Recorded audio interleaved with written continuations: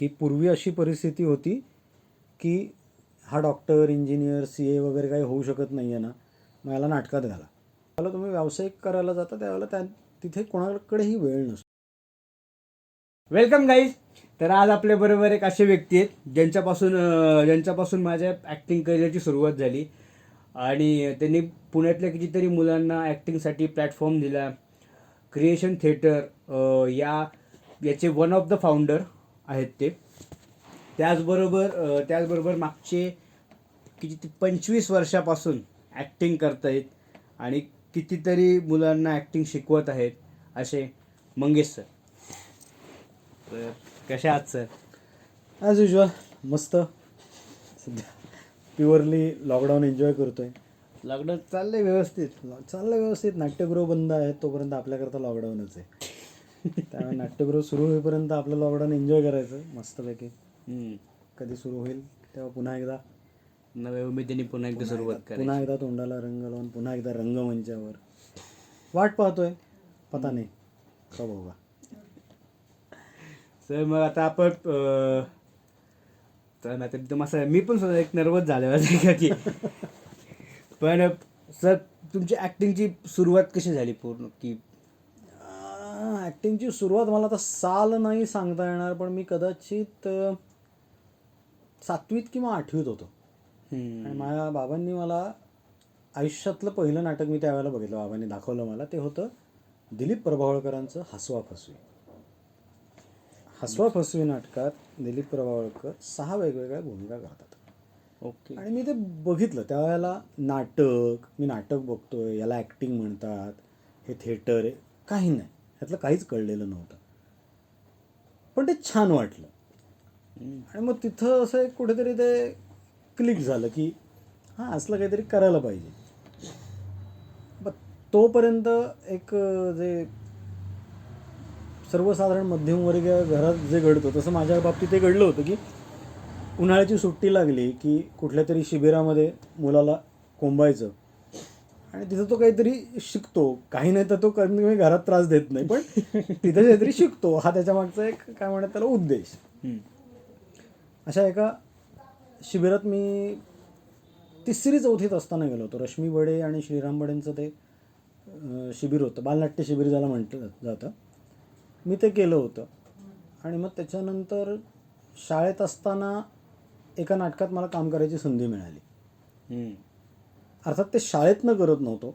शाळेच्या आम्ही जिथं राहायचो तिथे काकू होत्या, त्या नाटक बसवायच्या आणि बालनाट्याच्या राज्यनाट्य स्पर्धा होतात. ओके. तर त्याच्यामध्ये त्या काय म्हणतात त्याला पार्टिसिपेट करायचं, प्रवेश घ्यायचा. तर त्या नाटकामध्ये मी एक राजाच्या मित्राचे, राजकलश असं त्या बालनाट्याचं नाव होतं. आणि त्यातल्या राजाचा तो मित्र असतो. आणि तिथं माझं ते पहिलं नाटक. आणि पुन्हा एकदा की मी काय करतोय, ॲक्टिंग म्हणजे काय वगैरे काही माहिती नाही, पण मी जे करतोय ते मला आवडतं, मला मजा येते, इथपर्यंतच ते होतं. आणि मग त्या बालनाट्यात मी काम केलं, की जरा छान वाटलं. मग शाळेत संधी मिळाली. ओके. शाळेतल्या नाटकांमध्ये काम केलं. आमच्याकडे तळेगावमध्ये मी राहिला होतो, तळेगाव दाभाडेला. तर तिथे कलापिनी म्हणून एक नाट्यसंस्था आहे. तर ती बालनाट्य स्पर्धा भरवते दरवर्षी. आणि त्या बालनाट्य स्पर्धेमध्ये मी माझ्या शाळेकडनं सहभागी झालो होतो. ओके. हां. तर मग त्या नाटकात काम केलं. मग तिथं एक जरा काय म्हणतात त्याला कॉन्फिडन्स पुन्हा एकदा की त्यावेळेला मी हे काय करतोय मला काही कळत नव्हतं, पण छान करतोय मी, सगळ्यांपेक्षा काहीतरी वेगळं करतोय असं एक फील होता फक्त. आणि मग तिथून सुरुवात झाली. मग ते गोडीच लागायला लागली हळूहळू. मग 7वीला मी एका नाटकात काम केलं, मग 8वीला अजून एका नाटकात काम केलं, 9वीला. मग ते दरवर्षी चालूच झालं. ही नाटकाची गोडी आणि हे इतके लगे आम्हाला जे सर होते BG पाटील त्यांचं नाव, ते आम्हाला मराठी शिकवायचे आणि त्याचबरोबर आमचं नाटकही बसवायचे. तर BG पाटील आमच्या शाळेचं सांस्कृतिक विभाग सांभाळायचे. तर त्यांची एक अशी वेगळी छोटीशी खोली होती. त्या गोष्टीची इतकी गोडी लागली की गृहपाठ केला नाही की वर्गाबाहेर काढायचे. अच्छा. वर्गाबाहेर काढलं की आम्ही पाटील सरांच्या रूममध्ये जाऊन बसायचो. मग नाटकाचं पुस्तक उघडा, ते वाचा, मग काहीतरी अजून करा. तिथं तबला असायचा, तो बडवत बसा, वाजवत नाही बडवत बसा, पेटीची बटणं दाबत बसा. असं करत करत हळूहळू हळूहळू त्याची एक गोडी लागायला लागली. आणि मग कुठेतरी असं व्हायला लागलं की अरे मजेशीर आहे, हे करायला पाहिजे. 10वी झालो म्हणजे यथातथाच झालो. आणि 11वी 12वीच्या आसपास आल्यानंतर मग ती खुमखुमी वाढायला लागली नाटकाची. रंगभूमी जास्त. हां, मी पुन्हा एकदा परत तोपर्यंत रंगभूमी, नाटकाचं करिअर काहीतरी करूयात, वेगळं करूयात. अनेक जण स्पोर्ट्समध्ये असतात, अनेक जण गातात, नाचतात. आपण नाटक करूयात. आणि अशा ह्यानी मी कलापिनी जी तळेगावची नाट्यसंस्था आहे, त्या नाट्यसंस्थेमध्ये सामील झालो. अच्छा. आता ज्या अनेक नवोदित मुलांना पुण्यामध्ये मी बघतोय किंवा हे होत आहे की खूप पटकन संधी मिळून जाते. आम्हाला इतक्या सहज संधी नाही मिळायची. मी त्या संस्थेचा सभासद झाल्यानंतर जवळजवळ पहिले 3 ते 4 महिने चांगलं नाटक बघायला मिळावं म्हणून त्या नाटकाच्या दिवशी गाद्या घालणं, सतरंजा घालणं, चटया घालणं, खुर्च्या लावणं अशी आम्ही कामं करायचो. का तर आम्हाला एक चांगलं व्यावसायिक नाटक बघायला मिळते. त्या दरम्यान मी खूप नाटकांचे प्रयोग बघितले. मी त्यावेळेला बॅरिस्टर बघितलं, त्यावेळेला मी कळत नकळत बघितलं, म्हणजे विक्रम गोखलेंचं नाटक झालं, स्वाती चिटणीस असायच्या, मोहन जोशी, या सगळ्यांना असं आणि म्हटलं अरे भारी आहे हे सगळं. आणि तिथे ते थोडं थोडं या क्षेत्राचं वलय दिसायला लागलं की ह्या लोकांना, ज्याला आता आपण सध्या फॅन्स असतात असं जे म्हणतो, तर किती लोकांना असलं भाव मिळतो, हे मिळतो. मग तिथून ती एक वेगळीच नशा परत सुरू झाली पुन्हा एकदा. तोपर्यंत मी नाटक कळत नव्हतं. अच्छा. माझ्या आयुष्यातलं कलापिनी म्हणजे 10वी 12वी नंतरचं मी केलेलं पहिलं काम म्हणजे पथनाट्यातलं. एड्स या विषयावर जनजागृती करण्याचं एक पथनाट्य आम्ही बसवलं होतं. त्या पथनाट्यामध्ये जसं इतर सगळ्यांची कधी ना कधी सुरुवात असते, तशी माझी ती सुरुवात होती. आणि त्या पथनाट्यामध्ये मला फक्त एकच वाक्य होतं 15 मिनिटाच्या पथनाट्यात. मी ते वाक्य अजूनही माझ्या लक्षात आहे की दूषित इंजेक्शनच्या सुईमुळे. एड्स कशामुळे होतो तर त्याचं 1 2 3 4 5 6 असे प्रत्येक जण हे सांगतोय. आणि त्याच्यातलं माझं एक वाक्य होतं की दूषित इंजेक्शनच्या सुईमुळे. असं 2 पावलं पुढे यायचं, दूषित इंजेक्शनच्या सुईमुळे असं म्हणायचं, परत मागे जायचं. एवढंच अभिनय माझा काय तो. त्या पथनाट्याचे आम्ही जवळजवळ 150च्या आसपास प्रयोग केले. अरे बापरे. पुणे जिल्हा आणि सोलापूर जिल्ह्यातल्या प्रत्येक तालुक्यामध्ये एक प्रयोग, असे आम्ही प्रयोग करत पुणे जिल्हा आणि सोलापूर जिल्हा फिरतो. जवळजवळ डिसेंबर, आय थिंक 1 डिसेंबर ते पासून एड्स जनजागृती सप्ताह वगैरे असं सुरू होतं. तर त्या अंतर्गत आम्हाला ते काम मिळालेलं होतं. आणि आम्ही महिनाभर फिरतीवरच असायचो, प्रयोग करायचो, रात्री घरी यायचो, सकाळी उठायचं, परत गाडीत बसायचं, परत जायचं, प्रयोग करायचे, परत यायचं. ह्या 150 प्रयोगांच्या प्रवासामध्ये दूषित इंजेक्शनच्या सुईपासून त्यातल्या एका वडिलांच्या कॅरेक्टरपर्यंत माझी प्रगती झाली. ओके. आणि मग हळूहळू की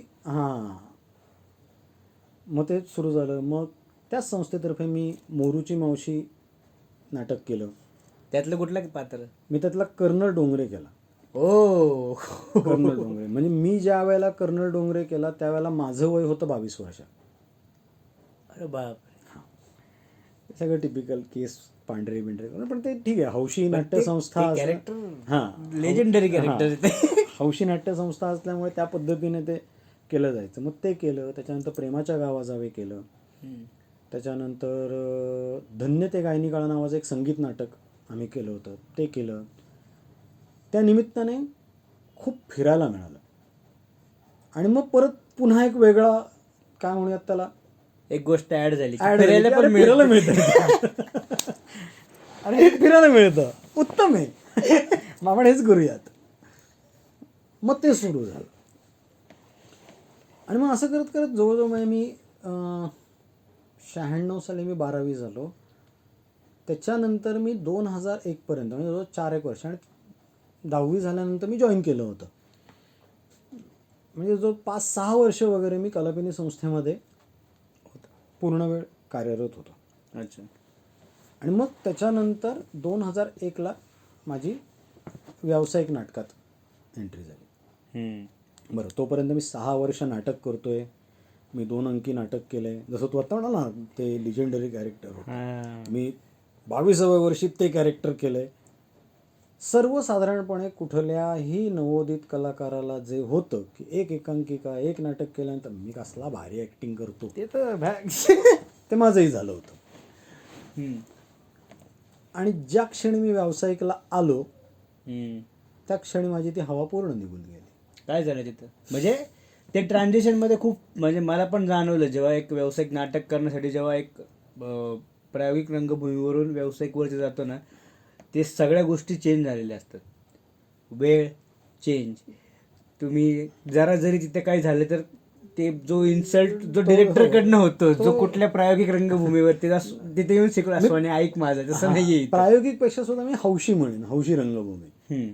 तर तिथे हे सांभाळून घेणं असतं. एक्झॅक्टली. ज्यावेळेला तुम्ही व्यावसायिक करायला जाता त्यावेळेला तिथे कोणाकडेही वेळ नसतो, कारण बरोबर कोणाचे तरी पैसे लागलेले असतात. तुमच्या तालमीवर सुद्धा खर्च होत असतो. एक्झॅक्टली. आणि तो खर्च जितका कमी होऊ शकेल तितका तो निर्माता तुमचे जास्तीत जास्त प्रयोग लावणार असतो आणि तुम्हाला त्याचे जास्तीत जास्त पैसे मिळणार असतात. व्यावसायिक नाटक हा एक माझ्या आयुष्यातला वेगळाच ट्विस्ट आहे. माझा एक मित्र आहे, प्रसाद पूर्णपात्रे नाव आहे त्याचं. तर भेटलोय त्यांना. हां, तू भेटलास त्याला. तर प्रसाद पूर्णपात्रे त्यावेळेला घर श्रीमंताचं नाटकात काम करत होता. तो माझ्या आधी व्यावसायिकला आला होता. आम्ही दोघं एकत्रच कलापिनीत होतो आणि त्याला पटकन ते काम मिळून गेलं होतं आणि तो ते व्यावसायिक नाटक करत होता. आणि त्याच वेळेला त्याला नटसम्राट नाटकात करता विचारणा झाली. ओ, एवढ्या लवकर नटसम्राट? हां, पण नटसम्राट म्हणजे मुख्य भूमिका नाही, नटसम्राट नाटकातला बूट पॉलिशवाला जो राजा आहे त्यातला, त्या ह्याच्याकरता त्याचं सगळं ते सुरू झालं. आणि प्रयोगाची तारीख जेव्हा डिक्लेअर झाली तेव्हा त्याचं असं झालं की त्याच दिवशी त्याचं घर श्रीमंताचं प्रयोग ठरलेला होता. त्याचा मला फोन आला, म्हणजे असं असं आहे, असं असं मी नाटक करायला घेतलं होतं पण माझ्या प्रयोगाच्या तारखा क्लॅश होत आहेत, तू करशील का? म्हटलं करतो. एक असतो ना, मी इतकी वर्ष झाली हौशी 2 अंकी नाटक मला एवढा मोठा आहे, मला येणार, करतो. गेलो तालमीला. त्यावेळेला आमचं एक असं काय म्हणतात त्याला, अलिखित कॉन्ट्रॅक्ट म्हणूयात त्याला, की अल्टरनेट प्रयोग करूयात आपण.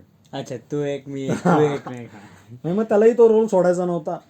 नटसम्राटचा रोल आहे, कोणीच सोडणार नाही. आणि मग ते सुरू झालं, तालमी सुरू झाल्या. उपेंद्र दाते ते मुख्य भूमिकेत होते, तेच दिग्दर्शक होते. आमच्या रंगमंच मुंबई संस्थेतर्फे ते आम्ही आणलं होतं नाटक. तालमी झाल्या. 25 मार्च 2001ला आम्ही पहिला प्रयोग केला. ओके. पण त्याआधी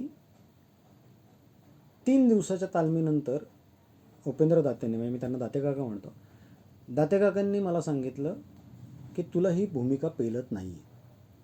हो, मी 3 दिवसाकरता बाहेरगावी चाललो आहे, त्यामुळे 3 दिवस तालीम होणार नाही आहे. तर या 3 दिवसात तू तुझ्या भूमिकेचा अभ्यास विचार काय तो कर आणि 3 दिवसानंतर आपण परत भेटणार आहोत. त्यावेळेला जर तुला ही भूमिका जमली नाही तर मी तुला काढून टाकेन. हो, पहिलं रिजेक्शनचं टेन्शन. काही नाही, ठीक आहे म्हटलं. घरी गेलो, मनसोक्त रडलो. मला अभिनयच येत नाही. इथूनच सुरुवात झाली. जे प्रायोगिक रंगभूमीवरती, सॉरी हौशी रंगभूमीवरती जे असायचं ते एकदम झटकन पडलं, पूर्ण फुगा फुटला. आणि मग घरी जाऊन मनसोक्त रडलो. माझ्या बाबांची एक फार छान स्टाईल आहे, ते फार इंटरफेअर करत नाहीत. माझं रडून बिडून होऊ दिलं त्यांनी. काय झालं मग आले, म्हटलं असं असं, आधी पाणी संपून दिलं. म्हटलं असं असं झालं.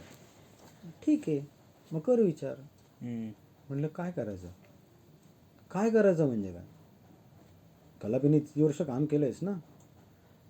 आमचे गुरु कलापिनीतले म्हणजे डॉक्टर परांजपे, डॉक्टर अनंत परांजपे, जे संस्थेचे संस्थापक कम फाउंडर मेंबर पण आहेत आणि सर्वा म्हणू शकतोस तू कलापिनीचे. ते त्यांना जाऊन भेट, त्यांना विचार. डोळे पुसले, तोंडावर पाणी मारलं, त्यांच्याकडे गेलं. म्हटलं डॉक्टर असं असं झालं आहे, ठीक आहे येऊ द्या. मग त्यांनी जे सांगितलं पुन्हा एकदा, त्यांनी त्यावेळेला जे सांगितलं ते किती त्यावेळेला डोक्यात शिरलं कळलेलं नाही. कारण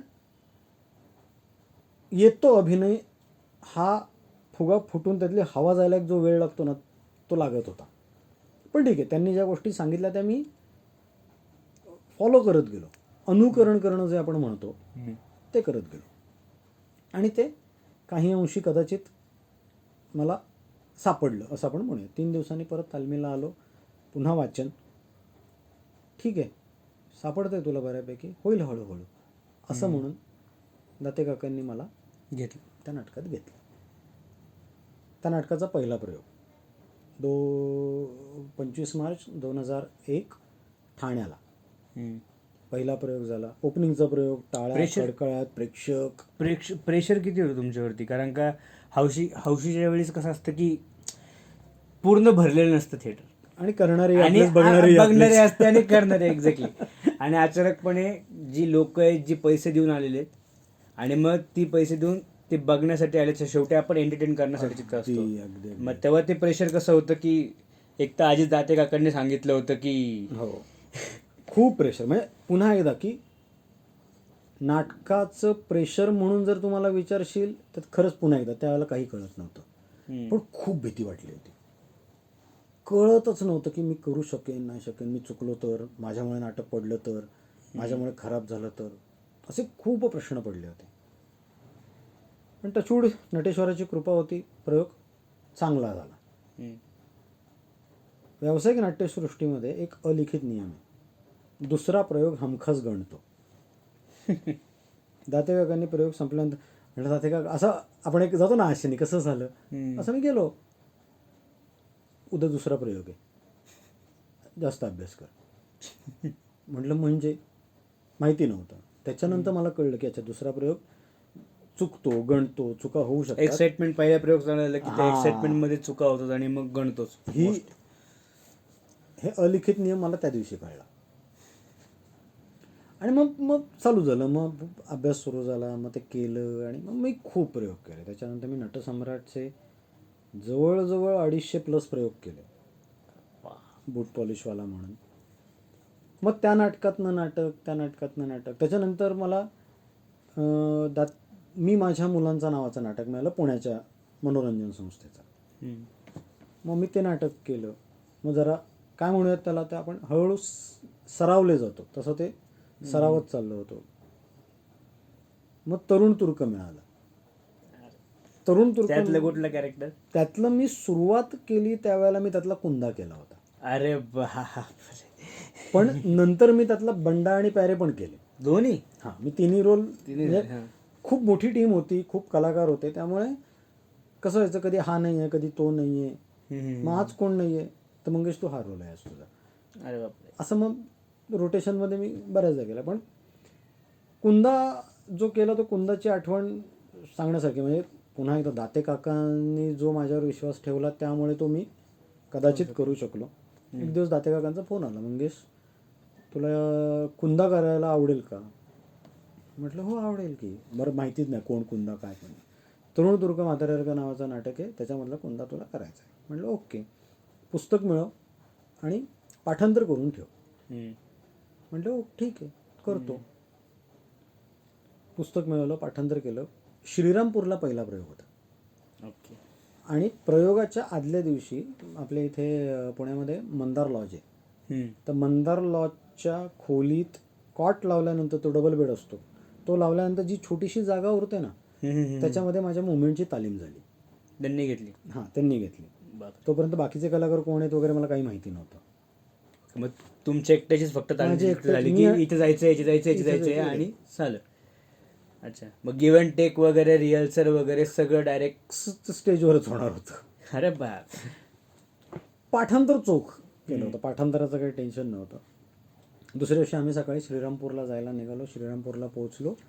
तिथे गेलो तर प्रमोद पवार आणि राजन पाटील हे दोघं बंडा आणि प्यारे करत होते आणि मी थरथरत होतो. पाठांतर असलं तरी मुवमेंट कुठे ना माहिती, ते एवढीशी जागेत काय करणार आहेत. बरं कसं असतं की तालीम करायची सवय लागली असेल ना तर ते हे होत नाही. अचानकपणे तालीम एकदम नाही आणि राहू बा. राहू बा असं होते हे होतं. पण माझ्यापेक्षा जास्त कॉन्फिडन्स दाते काकांना होता. त्यामुळे त्यांनी ते अगदी हे केलं. मी म्हटलं, मग त्यांची ओळख करून दिली वगैरे. राजन पाटील, प्रमोद पवार. म्हटलं राजन दादा, प्रमोद दादा, म्हटलं मी पहिल्यांदा करतो, आपण एकदा वाक्य बोलून घेऊयात का? ठीक आहे, चला वाक्य बोलूयात. तेवढ्यात कोणीतरी आलं की राजन दादा इथं जत्रा लागली, चला. चालले सगळे जत्रेत चाललेत. एका बाजूला खरेदी चालली आहे, एका बाजूला माझी वाक्य म्हणून घेणं चाललंय, मग वाक्य म्हणता म्हणता थांबणं चाललंय आणि मला फुल प्रेशर की काय कसा होणार आहे प्रयोग. 2 बेल झाल्या. राजन दादांनी जवळ घेतलं. त्या म्हणलं, तुला कॅरेक्टर माहिती आहे तुझं काय? म्हटलं हो. वाक्य सगळी पाठ आहेत? म्हटलं हो. जागा माहिती आहेत? म्हटलं थोड्या थोड्या. टेन्शन नको घेऊ, करून टाक. तुझं कॅरेक्टर असं आहे की ते आमच्या हाताखालचं आहे. त्यामुळे तू जर जागा चुकला तर आमच्या दोघांपैकी तुला काही कोणीतरी सांगेल, तिकडे काय करतो, इकडे ये. ओके. तेवढं फक्त ॲडजस्ट कर. हो. तिथे मला एक नवीन धडा न सांगता मिळाला, तो म्हणजे मला रंगमंचावर अलर्ट राहावं लागतं. म्हणजे पूर्ण सबकॉन्शियसली नाही, थोडंसं बघायचं की आपला सहकलाकार काय करतोय काय नाही. मला कॅरेक्टर व्यतिरिक्त मंगेशला काय इन्स्ट्रक्शन्स मिळत आहेत, आणि मी अख्खा प्रयोग तसा केला. कुठेच काही फंबल वगैरे नाही किंवा कुठेच काय असं फंबल झाले असतील बारीक सारीक, पण जागा हल्ली तर ते मला बोलून घ्यायचे, तिकडे काय करते इकडे, की मी समजायचं माझी जागा ती आहे आणि मी तिथं जाऊन उभं राहायचं. असा प्रयोग मी तो केला. त्या प्रयोगाची ही जी ह्याच्या सगळ्या घटना घडल्या ना, ही मेमरी तर आहेच, पण त्याची एक सगळ्यात जबरदस्त मेमरी अशी आहे, माझ्या आयुष्यातली पहिली सही मी त्या प्रयोगाला दिली. कसं होतं फील, सही मागायला कोणी आलं तर? असं होता. पण नंतर जेव्हा मी नॉर्मलला आलो तेव्हा मला कळलं की ही सही माझ्याकरता नव्हती, त्या कुंदाची सही घेतली होती. एक्झॅक्टली. तोरडमल्लांनी ते नाटक इतक्या ताकदीने लिहिलेलं आहे की बसून जरी मी वाक्य म्हटली असती तरी ती सही मला द्यावीच लागली असती. त्यामुळे माझं त्यात शून्य कर्तृत्व होतं. पण तुम्ही त्या कॅरेक्टरला जस्टिफाय तर केलं ना, असं ऍक्टर लिहिलं तेवढं ताकदीचं आहे, पण तेवढं तुम्ही जस्टिफिकेशन दिलं त्याला कदाचित. त्याशिवाय मग तुम्ही जर ते त्या फेनिक थ्रो केलंच नसतं ते कॅरेक्टर, तर मग काय मिळालं? पण पुन्हा एकदा की ते माझं कौशल्य धरून चालू, चल 10%, पण 90% सगळं श्रेय त्यांचं होतं. त्यामुळे तो एक वेगळाच अनुभव होता. आणि तिथे एक नवीन वेगळा कॉन्फिडन्स आला, तो म्हणजे मी करू शकतो. 11th आवरला जरी मला काही करायची वेळ आली तर मी करू शकतो. हा कॉन्फिडन्स त्यावेळेला माझ्यात आला, जो माझ्या आधी दाते काकांना माझ्यावर होता. आणि मग मी दाते काकांकडे बऱ्याच हे केलं. मी त्यांच्याकडे प्रेमाच्या गावा जावे नाटक केलं. त्याच्यानंतर त्याच वेळेला मी पॅरलल पुण्यातनं घर श्रीमंताचं नाटक करत होतो. त्याच्यानंतर मी माझ्या मुलांचं माझं नाटक चालू होतं. असे अनेक नाटकांचे पण असे प्रयोग चालू होते. आणि मग मी हळूहळू मुंबईला शिफ्ट झालो. मुंबईवरती आपण येऊया. ओके. पण दाते काका एक असं इंटरेस्टिंग कॅरेक्टर वाटते मला. त्यांचा इम्पॅक्ट कसा झाला तुमच्यावरती? की कारण का तुम्ही तुमच्या बोलण्यामधून दाते काकाचे मग तशी व्यक्ती होती, आणि ती आणि तुमच्यावरती एवढा ट्रस्ट ठेवला, किंवा तुम्ही पण त्यांच्यावरती ट्रस्ट ठेवला, कारण का त्या पूर्ण जर्नीमध्ये तुम्ही त्यांच्याबरोबर होतो. तर मग ते कॅरेक्टर, तो माणूस कसा होता तो? की तो माणूस कसा होता ना, तो माणूस कसा आहे, नाटक वेडा असं जे आपण शब्द वापरतो ना, तो माणूस तसा आहे. नाटकावर अमाप प्रेम, अमाप जीव आणि नाटकावर जगलेला माणूस. ओके. त्या माणसाने आयुष्यात कधीच कुठेच काही जॉब नाही केले. रंगमंच मुंबई नावाची स्वतःची नाट्यसंस्था सुरू केली आणि त्या नाट्यसंस्थेच्या माध्यमातून सातत्याने काहीतरी करत प्रयोग करत राहिले. अनेक चांगल्या नाटकांना पुनरुज्जीवित केलं त्यांनी. ओके. ज्याला सोप्या मराठीत आपण रिओपन म्हणतो. असं अनेक नाटकांचं त्यांनी पुनरुज्जीवन, त्याच्यामध्ये तरुण तुर्क म्हाताऱ्यासारखं झालं, नटसम्राट झालं, रायगडाला जेव्हा जाग येते झालं, त्याच्यानंतर प्रेमाच्या गावा जावे झालं. अशा अनेक नाटकांचे त्यांनी प्रयोग केले आणि जे अजूनही करतायत. अरे बापरे.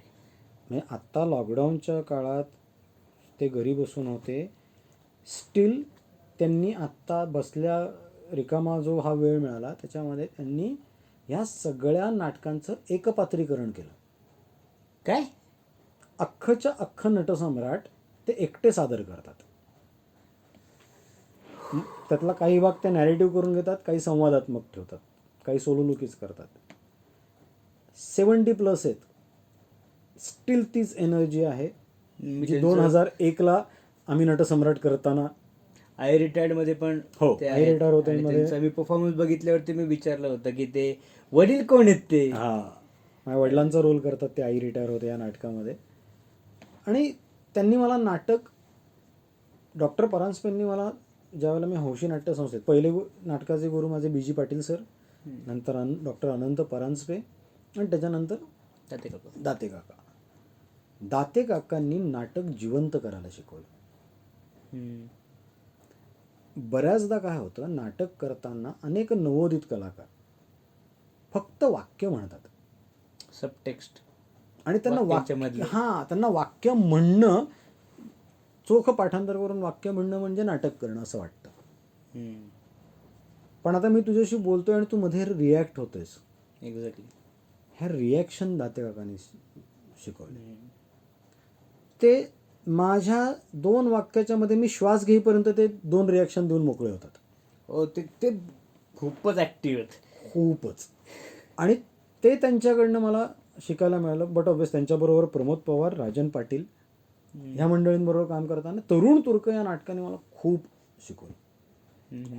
म्हणजे मी कुंदा केला एका लिमिटनंतर. ज्या वेळेला प्रमोद दादाचे बाकीचे काही शोज आणि हे चालू झाले होते त्यावेळेला दाते काका म्हणाले, कुंदा करायला एक जण आहे तर तू बंडा करशील का?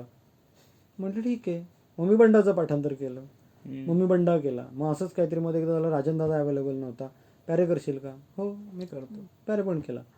त्यामुळे मी कुंदा, बंडा आणि प्यारे अशी 3ही कॅरेक्टर वेगवेगळ्या प्रयोगांमध्ये मी केलेली आहेत. ते नाटक इतकं जवळचं आहे की तरी तुम्हाला आवड पण मिळाली. अवॉर्ड म्हणजे आम्ही 5,000वा संयुक्तिक प्रयोग केला होता. त्याचं स्मृतिचिन्ह आहे माझ्याकडे. अवॉर्ड म्हणजे तसं अवॉर्ड नाही आहे ते, पण तो तेवढं पण ते महत्वाचं की ते 5,000 प्रयोग त्या नाटकाचे संयुक्तिक 5,000 म्हणजे वेगवेगळ्या संस्थांनी नाटकाचं पहिल्या प्रयोगापासून आत्तापर्यंत ते आत्तापर्यंत असे आम्ही ते 5,000 प्रयोग कंप्लीट केले होते. आणि ती एक वेगळीच मजा, एक वेगळीच नशा असायची. प्रयोग सुरू होईपर्यंत धडधड धडधड धडधड आणि प्रयोग सुरू झाले की फक्त दंगा दंगा आणि दंगा. लोक उसळू ते नाटकच तेवढं ताकदीचं आहे.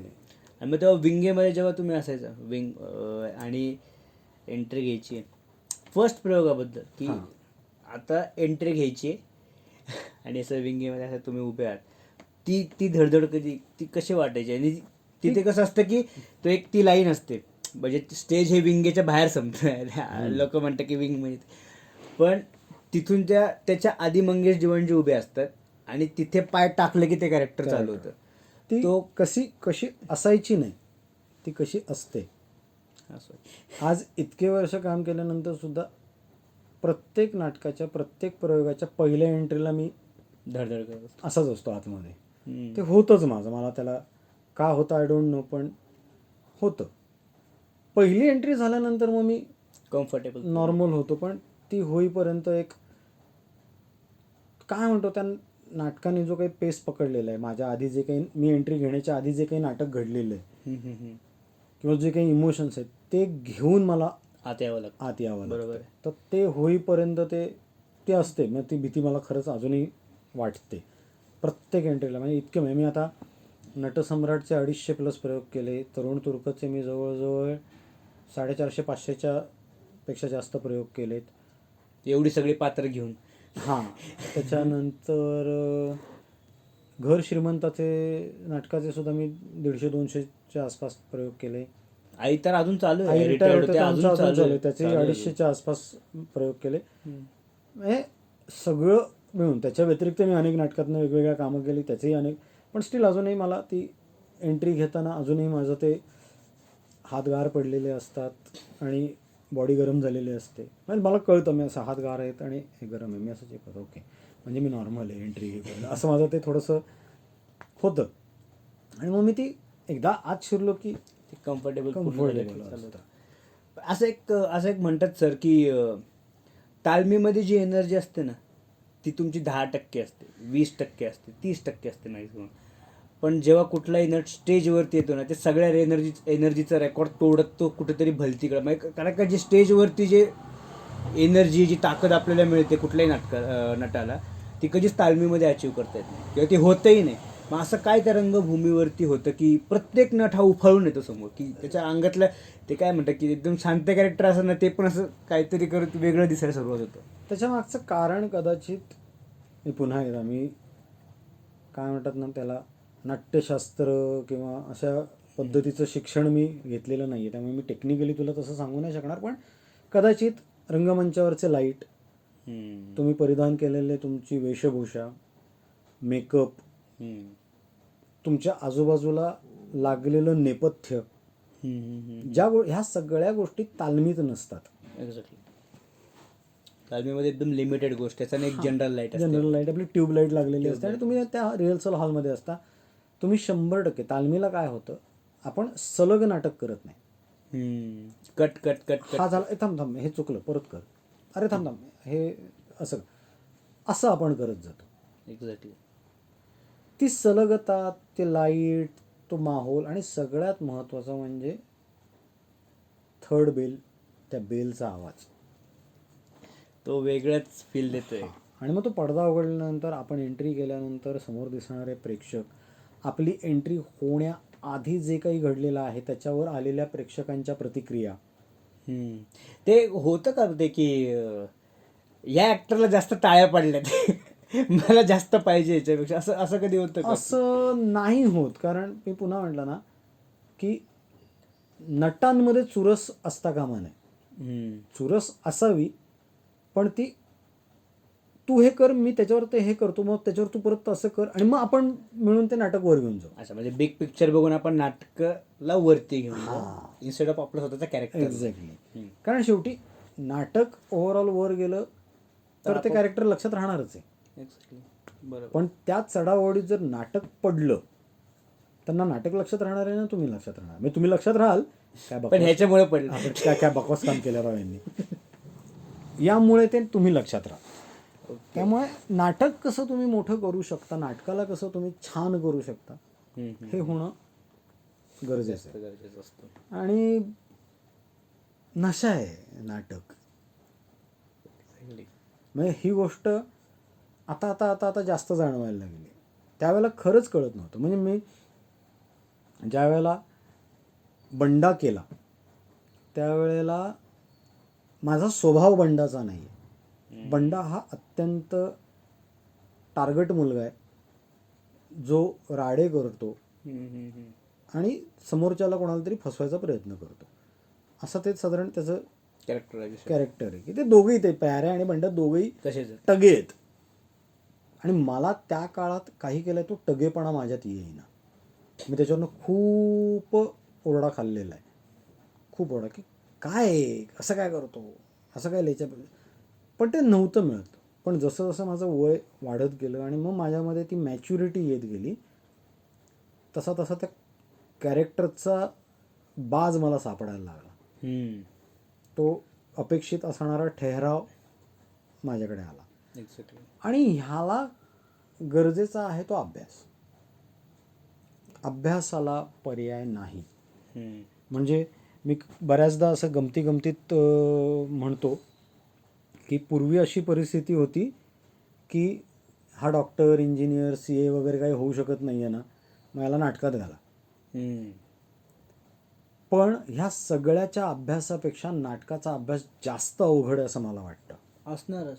कारण का कुठल्याही प्रोफेशनमध्ये आपण स्वतः असतो. म्हणजे जे तुम्हाला आईवडिलांनी वाढवलंय, Exactly. तुमचे जे विचार आहेत डोक्यामध्ये, त्या पद्धतीनेच तुम्ही ते कॅरी फॉरवर्ड करता. पण जेव्हा नाटक येतं तेव्हा ते कॅरेक्टर येतं, त्याची बॅकग्राऊंड येते. मग या सगळ्या गोष्टींचा अभ्यास करून एक वेगळं व्यक्तिमत्व आपल्याला तयार करावं लागतं आणि हे आणि मग त्याच्यानंतर ते जावं लागतं. तर हे जे सगळं आहे ना, त्यामुळे तो नाटकाचा अभ्यास हा करावाच लागतो. नाटक मी पुन्हा म्हणतो की मगाशी तू इंट्रोडक्शन देताना क्रिएशन थिएटर्सचा उल्लेख केला. क्रिएशन थिएटरमध्ये अनेक कलाकार आले, अनेक कलाकारांनी काय म्हणूयात त्याला प्राथमिक गोष्टी शिकल्या, पण अनेकांच्या बाबतीत मला ही गोष्ट फार प्रकर्षाने जाणवली की माझं चोख पाठांतर आहे आणि मी प्रेक्षकांना न घाबरता रंगमंचावर उभारून वाक्य म्हणू शकतो, म्हणजे मला अभिनय येतो.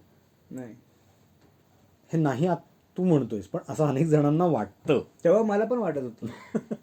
एक्झॅक्टली. बट ती जेव्हा त्या प्रोसेसमधून माणूस जातो ना, की नुसतं उभं राहणं आणि आता मग असे रस्त्यावरती उभं राहून सुद्धा दारू पिणारी माणसं सुद्धा रस्त्यावरती उभं राहून बोलतात की जोर, ह्याचा अर्थ ते नट नाहीयेत. करेक्ट आहे. आणि ते नट होण्यासाठी त्या रंगभूमीवरती ज्या गोष्टी कराव्या लागतात, स्वतःला ग्रूम व्हावं लागतं, ते तेवढंच महत्वाचं आहे. तो खूप मोठा प्रवास आहे, तो खूप मोठा अभ्यास आहे आणि जन्मजात अभिनेता वगैरे म्हणजे ही संकल्पना मला थोडी काय म्हणूयात त्याला नाहीच आहे. अतिशयोक्ती वाटते. जन्मजात अभिनेता होणं नाहीच आहे, हे एक प्रोफेशन आहे. प्रोफेशन आहे आणि जर प्रोफेशन असेल तर तुम्हाला त्याचा अभ्यास करावाच लागतो, शिकावाच लागतो. त्यामुळे शिक्षणाला पर्याय नाही. म्हणजे अनेक जर तुझ्या माध्यमातून या कार्यक्रमाच्या माध्यमातून मी सांगेन की अनेक जण जर तो अभ्यास चुकवायचा आहे म्हणून या क्षेत्रात येऊ इच्छित असतील तर नका येऊ, कारण तिकडच्या पेक्षा इकडे जास्त अभ्यास करावा लागतो. ते सगळे तुटून जातात.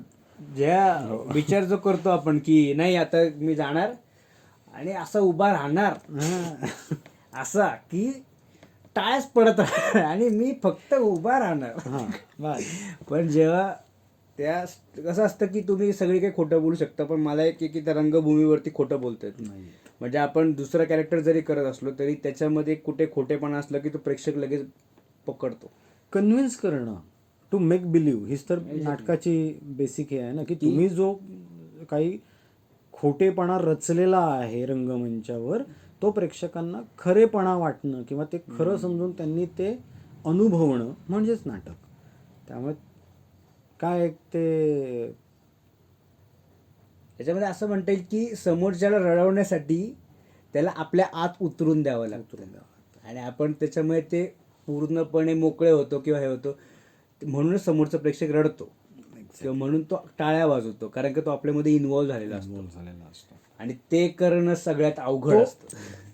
तो प्रत्येक प्रेक्षक हा तुमच्या जागी स्वतःला जेव्हा पाहायला लागतो तेव्हा तो एक्झॅक्टली त्याची अनुभूती घेऊ शकतो आणि तुम्ही ती तितक्या कन्व्हिन्सिंगली देणं ही तुमची जबाबदारी आहे, तुमची ड्युटी आहे, तुमचं कर्तव्य आहे. तरच ते कलाकार म्हणून तुम्ही स्वतःला बघू शकतो. आता परत आपण मुंबईवरती येऊया. मी मुंबईचा अनुभव काय होता तुमचा? मुंबईचा अनुभव माझा खरंच खूप छान होता. काय सांगता? हां, याच्या मागचं सगळ्यात महत्त्वाचं आणि मोठं कारण माझी मुंबईमध्ये राहण्याची मारामारी नव्हती. माझा मामा मुंबईला राहत असल्यामुळे दादरलाच तो राहतो, त्यामुळे माझी राहण्याची सोय झाली होती. त्यामुळे मुंबईत प्रयोग असतील, कारण रंगमंच मुंबई ही मुंबईची नाट्यसंस्था होती आणि आम्ही मुंबईत खूप प्रयोग करायचो.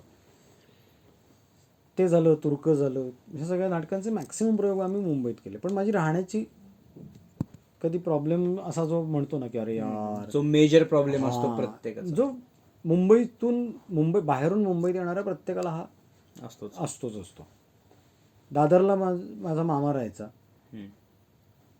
शिवाजी मंदिरच्या समोर माझी आत्या राहते, बोरिवलीला माझी मावस बहीण आणि मावशी राहायची. हम्म. त्यामुळे कुठे प्रयोग आहे त्याप्रमाणे मी त्या त्याच्याप्रमाणे दिवशी adjust करायचं. त्या दिवशी मी त्या नातेवाईकांकडे मुक्कामाला जायचो. म्हणजे ह्या लोकांनी मला खूप त्या काळात सपोर्ट केला. म्हणजे 2001 ते 2005 मी मुंबईत होतो.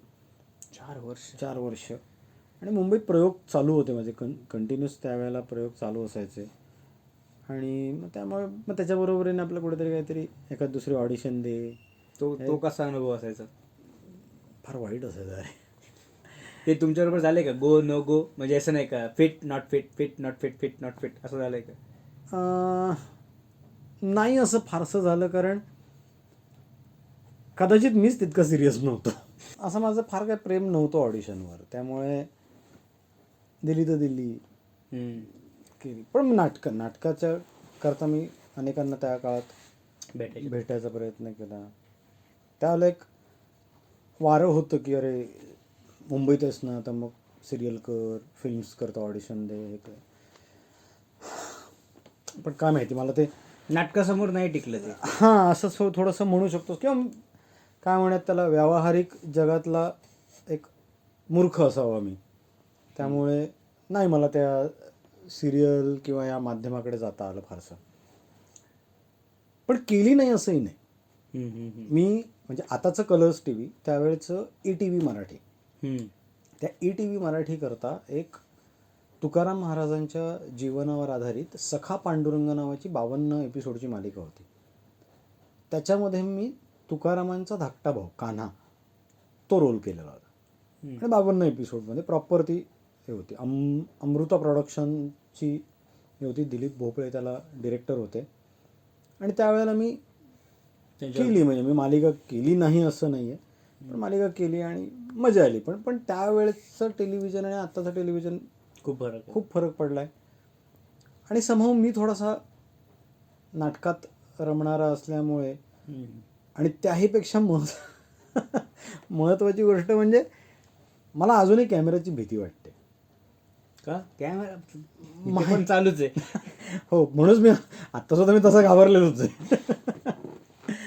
पण मला माहिती नाही, मला थोडंसं असं होतं की कदाचित मी नाटकामध्ये त्या रंगमंचावर जितक्या सहजतेने वावरू शकतो ना, तितक्या सहजतेने मला कॅमेरासमोर नाही वावरता येत, असं वैयक्तिक माझं मत आहे.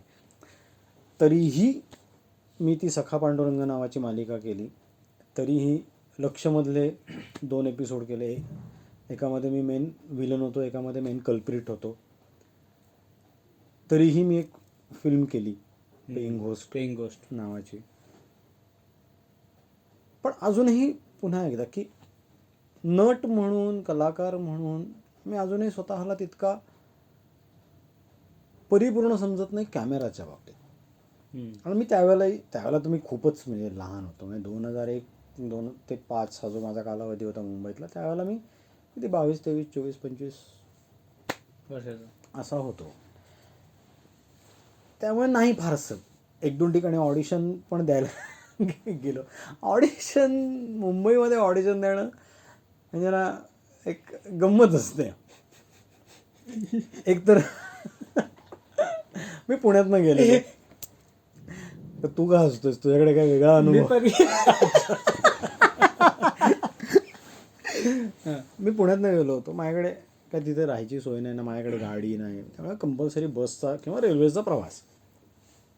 तर मी काय करायचो ऑडिशनला, तर तू मुंबईला जाऊन आलास त्यामुळे तुला माहिती आहे, मुंबईत घाम खूप येतो, भरपूर घाम येतो. आणि मग ऑडिशन जर जवळपासच असेल, जवळपास म्हणजे साधारण 1.5-2 किलोमीटरच्या रेंजमध्ये तुमच्या घरापासून, तर मग टॅक्सी परवडत नाही. बसचे रूट माहिती नसेल तर ती मिळत नाही. मग चालत निघा, मग जायचं 1.5-2 किलोमीटर चालत. मग ह्यात काय व्हायचं, तिथे पोचेपर्यंत तुम्ही पूर्ण घामाने भिजलेले असता. बरोबर. मग मी काय करायचो, माझ्या बॅगेत एक टी-शर्ट घेऊन जायचो ऑडिशनसाठी. तिथं जायचं, पटकन एखादी छोटीशी चेंजिंग रूम आहे तर बाथरूम बघायची, बाथरूममध्ये जायचं, जो घामाने भिजलेला आहे तो टी-शर्ट काढायचा, बॅगेतला अंगावर घालायचा, ऑडिशन द्यायची. ऑडिशन झाली की परत चेंज करायचं, परत बॅक टू पॅव्हेलियन किंवा दुसऱ्या ऑडिशनला. असं थोडंसं मी केलं. मी पुन्हा म्हटलं तसं मी ऑडिशन दिल्याच नाहीत असं नाही. मी रेफरन्समध्ये कामं शोधायचा प्रयत्न केला. मी एक ऑपरेशन मीनाघटी नावाची एक हिंदी सिरियल पण केली. ओके. 5 एपिसोडची स्टोरी बेस्ड सिरियल होती ती. त्याचं शूट आम्ही केलं होतं नायगावला. तर ती आम्ही केली होती. भालचंद्र झा नावाचे डिरेक्टर होते त्याचे. माझ्या आयुष्यातली पहिली हिंदी सिरियल ती.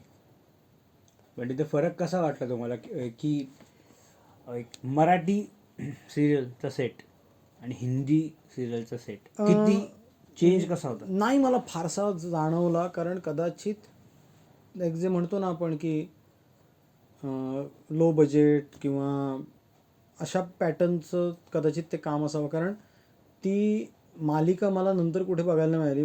मी अजून ती एकदाही नाही बघितलेली ती मालिका. एवढंच असतं का प्रत्येकाचं की हां, भरपूर पण प्रोजेक्ट ती- बाहेर येत नाही ती आली. आणि पण ती ती तुमच्यापर्यंत नाही. डी भारती नावाच्या चॅनलला कुठेतरी दाखवली गेली वाटतं कधीतरी. ओके. आणि ती बघून मला अनेकांचे फोन आले होते, अरे मंगेश तुला मी त्या सिरियलमध्ये बघितलं. म्हटलं कुठल्या सिरियलमध्ये? अरे हिंदी सिरियल होती. ओ. अच्छा, मग म्हटलं कुठल्या चॅनलला बघितलं? तेव्हा मला कळलं की ती डी भारतीला होती. पण ती मला बघायलाच नाही मिळाली. सेम माझं झालं, मी क्राईम पेट्रोलचा एक एपिसोड, ती सुद्धा गंमतच आहे. असंच मुंबईत गेलो होतो काहीतरी कामानिमित्त, आणि माझ्या को आर्टिस्ट ज्या माझ्या बरोबरीनेच नाटक आणि ह्याच्यात आल्या होत्या, उमा सरदेशमुख, आज त्या मोठ्या कलाकार आहेत.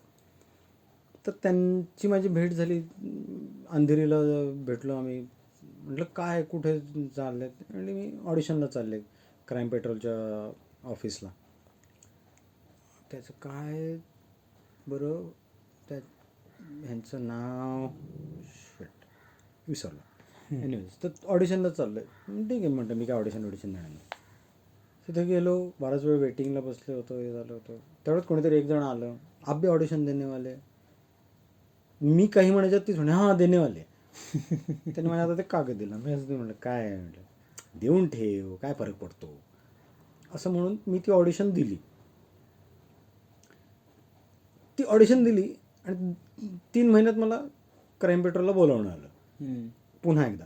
खूपच छोटा रोल, म्हणजे फार मोठा रोल त्याच्यात केलेला नव्हता. म्हणजे लक्षला मी जितका प्रॉमिनंट रोल केला होता तितका मी त्याला केला नाही. पण आलं बोलावणं, गेलो, आलं करून. कसं आहे, कलाकाराच्या ह्याच्यात ज्या वेळेला आपण पडतो आणि पूर्ण वेळ ह्या क्षेत्रावर आपण जेव्हा जगत असतो, तेव्हा अशा काही संधी या पकडाव्या लागतात, कारण त्या पण तुमच्या महिन्याच्या तरी पण- गरजा भागवत असतात. पण तरी पण कुठला रोल छोटा किंवा कुठला रोल मोठा नाही, बरं का.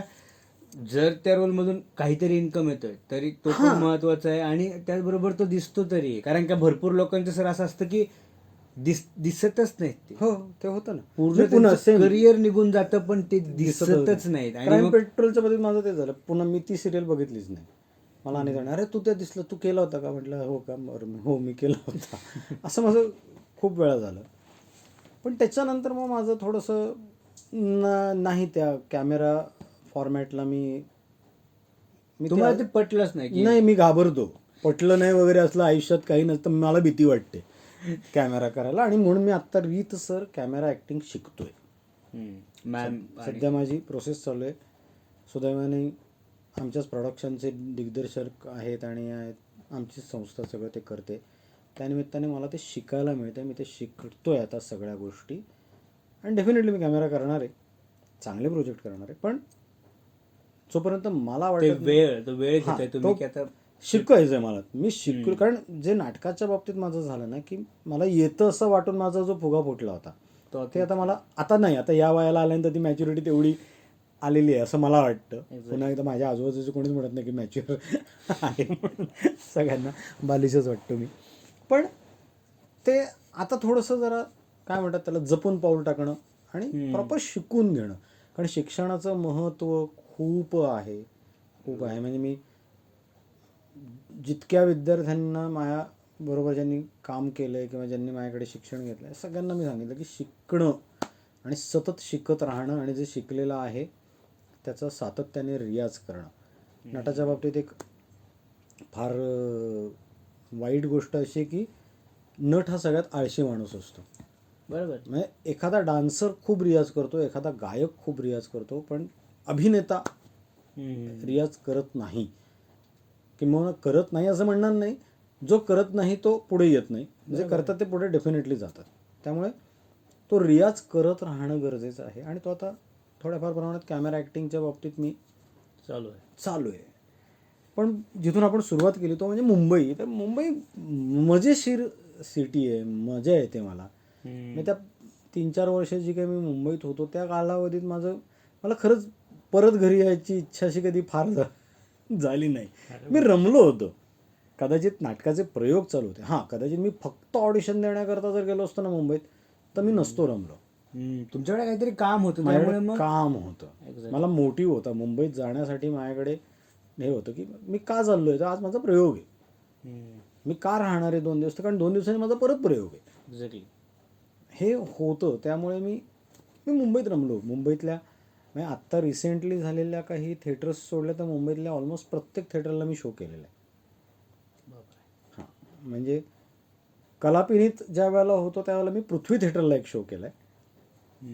पण त्याच्यानंतर प्रबोधनकार असो, गडकरी असो, पार्ल्याचं थिएटर असो, दादरचं असो म्हणजे शिवाजी मंदिर असो, रवींद्र नाट्य मंदिर असो, दामोदर असो, कल्याणचं अत्रे असो, इवन आत्ता पनवेलमध्ये जे नवीन झालं आहे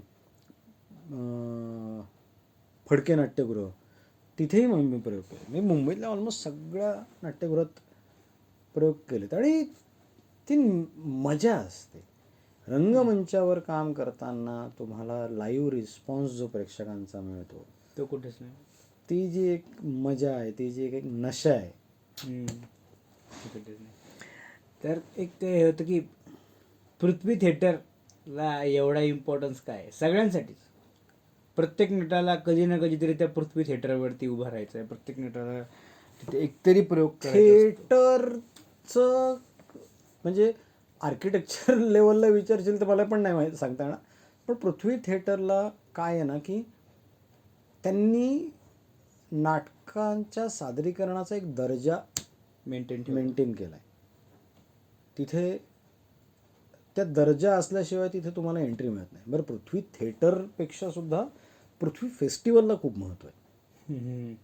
आणि टचवूड माझ्या नशिबाने कलापिनीत असताना आम्ही कानेटकरांचं हिमालयाच्या सावलीचं अभिवाचन केलं होतं तिथे. ओके. अभिवाचनाची एक वेगळी कन्सेप्ट आम्ही तिथे डेव्हलप केली होती. आम्ही कॉस्ट्युम्स घालून बसलो होतो. ओके. बॅकग्राऊंड म्युझिक होतं, पण सगळे आम्ही एका रांगेत बसलो होतो आणि वाचन करत होतो.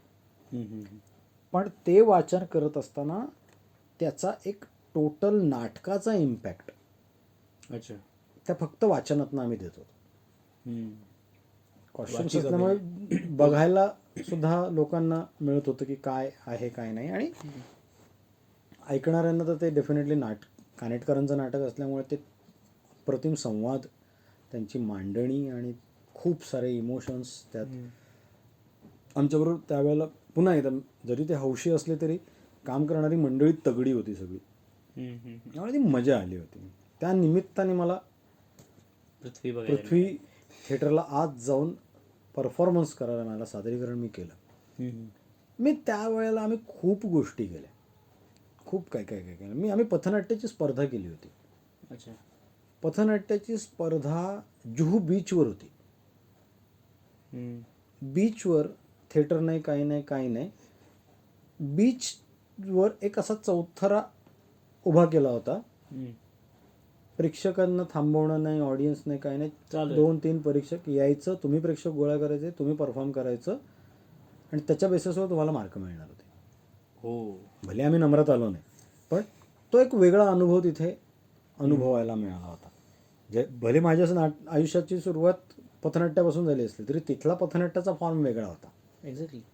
बरोबर. खूप व्हरायटी ऑफ फॉर्म्स बघायला मिळाले त्यावेळेला पथनाट्याचे. मग मुंबई अशी आहे सिटी की ज्याच्यामध्ये सगळ्या भारतातून टॅलेंट येत असतं. त्यामुळे प्रत्येकाकडनं त्यांचे रिजन मधलं शिकायला एक्झॅक्टली ते खूप बघायला मिळालं. आणि आम्ही थांबायचो. तेवढं एक माझं होतं की माझं झालं ना मी निघालो असं नाही, पुढचे काय करतायत, आधीच्यांनी काय केलं, बघायचं. ते बघण्याची एक ऑब्झर्वेशन. ऑब्झर्वेशन. पुन्हा एकदा त्यावेळेला ह्याला ऑब्झर्वेशन म्हणतात हे माहिती नव्हतं. नंतर ज्या वेळेला मी प्रॉपर शिक्षण घेतलं त्यावेळेला कळलं, अच्छा याला ऑब्झर्वेशन म्हणतात, हे करावं लागतं. पण तिथे असं कधी झालंय का की असं म्हणजे ओव्हरऑल एक्सपिरियन्स मिळेल तुम्हाला की रिअल लाईफमध्ये झालंय की असं ऑब्झर्वेशन करताना एक असं कॅरेक्टर मिळालंय की ते ज्याकडे बघतच राहावं असं वाटतं आणि ते कुठे ना कुठेतरी इम्प्लिमेंट करावं असं वाटलं त्या काळात किंवा माझ्या रिसेंटली कुठल्या अशा काळामध्ये, की असं एक असतो ना व्यक्ती की ज्याला त्याच्या एखादी भावना एखादी मुवमेंट अशी वाटते की यार हे कुठेतरी यूज करावे, असा कुठला तरी व्यक्ती इम्पॅक्ट टाकून असे गेलाय का? नाही, म्हणजे झाले असतील कदाचित, मी ते वापरलेही असतील, पण असं नाही म्हणजे फारसं. की काय होतं, मी तुला बघतो, बरोबर आहे, मी तुला इम्प्लिमेंट करण्याकरता मला तुझ्यासारखंच कॅरेक्टर मिळणं गरजेचं आहे. एक्झॅक्टली. पण मी तुला बघतो, मी याला बघतो, मी त्याला बघतो, मी त्याला बघतो, प्रत्येकामधलं काहीतरी थोडं थोडं घेऊन मला एक माझं वेगळं कॅरेक्टर मिळत असतं. बरोबर आहे. तर हा ऑब्झर्वेशनचा प्रकार वेगळा आहे. त्यामुळे एक बाय डिफॉल्ट प्रत्येकच जण हे करत असतो. पण पुन्हा एकदा मी जे आमच्या कार्यशाळेमध्ये पण नेहमी म्हणतो की अभिनय प्रत्येकच जण करतो, पण ज्या वेळेला तो अभिनय रंगमंचावर किंवा कॅमेरासमोर करायची वेळ येते ना, तेव्हा त्याची तंत्र वेगळी आहेत. एक्झॅक्टली. त्याचे टेक्निक्स आहेत, आणि ही टेक्निक्स हे शिकावे लागतं. शिकणं गरजेचं आहे. त्यानंतर तुम्ही परत आला आणि थिएटर सोडून दिलं का थिएटर असं काय केलं रंगभूमीने? रंगभूमीने काही नाही केलं, परिस्थितीने केलं जे काय करायचं होतं ते.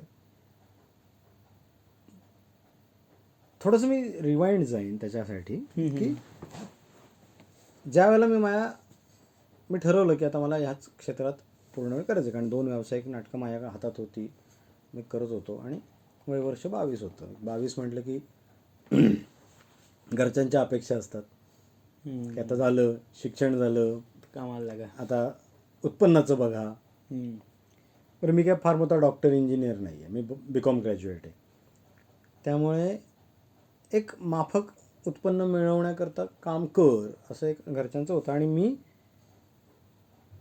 थोडासा ठाम झालो होतो या बाबतीत की मला ह्याच्यातच जे काही करायचं आहे, करिअर ते ह्याच्यातच करायचं आहे. आणि मी माझ्या वडिलांच्या समोर प्रस्ताव ठेवला, म्हटलं बाबा मला याच क्षेत्रात करिअर करायचं आहे.